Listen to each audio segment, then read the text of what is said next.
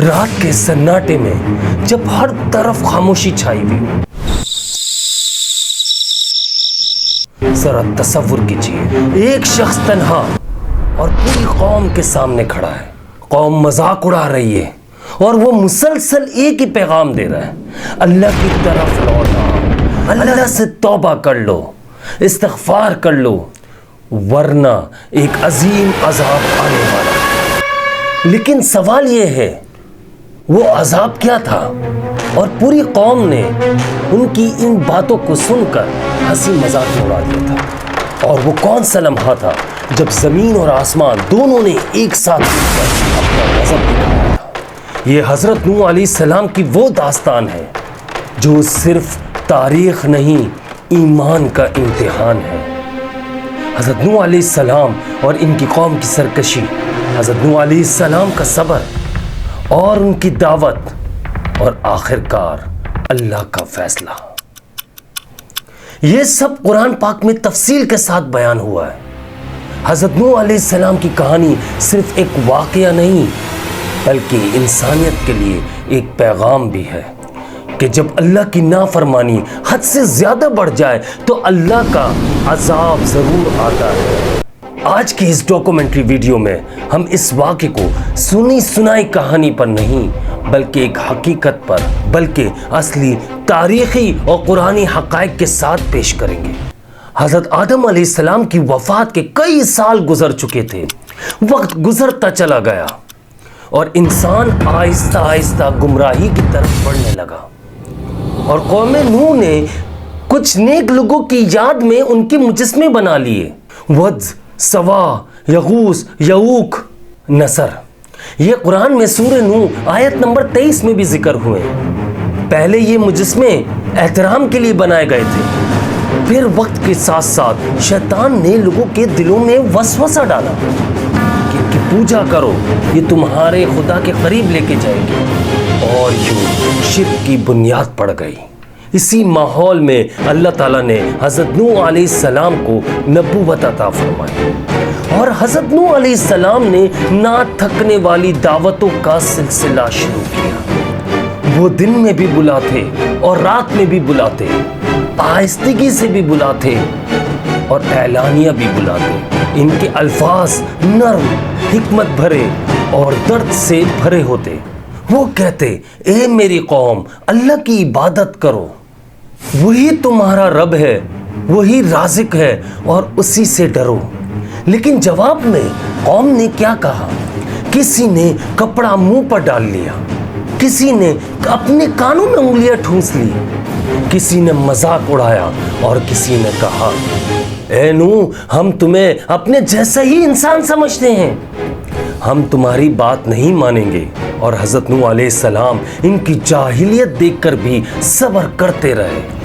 وہ ہر گزرتے دن کے ساتھ اپنی قوم کے لیے فکر مند ہوتے چلے گئے. قرآن کے مطابق حضرت نوح علیہ السلام نے 950 سال دعوت دی. سوچئے، انسان تو شاید چند سال بعد ہی تھک جاتا، لیکن حضرت نوح علیہ السلام نے مسلسل 950 سال ایک ہی پیغام دیا. لیکن نتیجہ؟ صرف چند لوگ ایمان لائے. قوم کے سردار کہتے تھے: اے نوح، تمہارے پیچھے تو صرف کمزور لوگ ہیں اور تم ہمارے پاس دعوت لے کر ہماری عزت کم کرنے آئے ہو. وہ مذاق کرتے: نوح، تم تو اپنے رب سے عذاب کا وعدہ کرتے ہو، کہاں ہے وہ عذاب؟ ہمیں تو کچھ بھی نظر نہیں آ رہا. حضرت نوح علیہ السلام ان کی تکذیب دیکھتے لیکن پھر بھی آخری وقت تک امید رکھتے تھے. یہاں تک کہ وہ لمحہ آیا جب حضرت نوح علیہ السلام نے اللہ پاک سے فریاد کی: اے میرے رب، میں نے ہر طریقے سے دعوت دی، انہیں سمجھایا لیکن یہ نہیں مانے.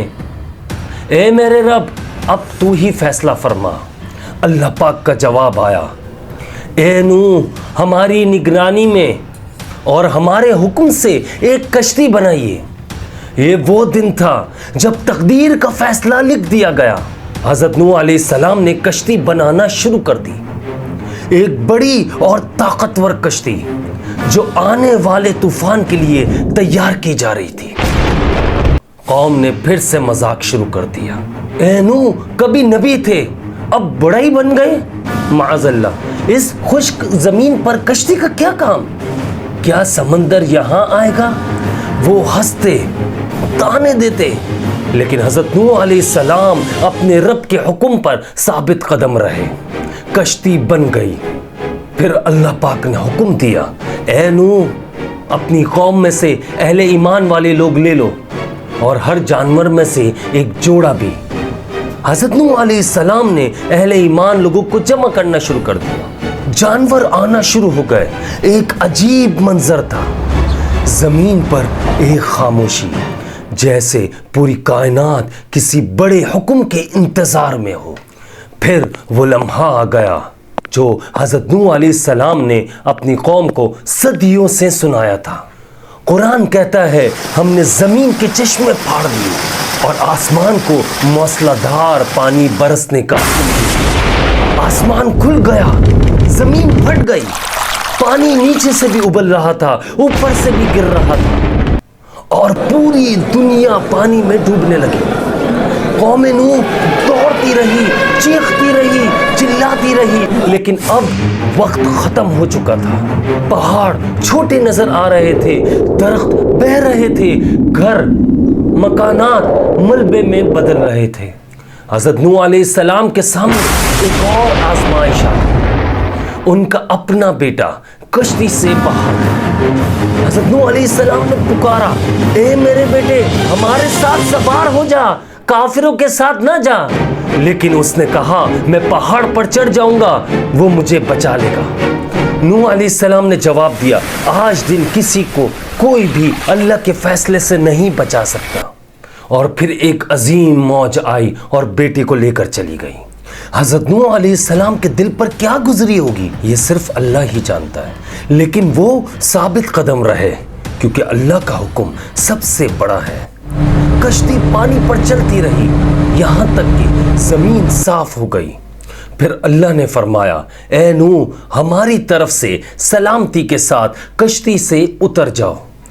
طوفان ختم ہو گیا اور ایک نیا آغاز لکھ دیا گیا.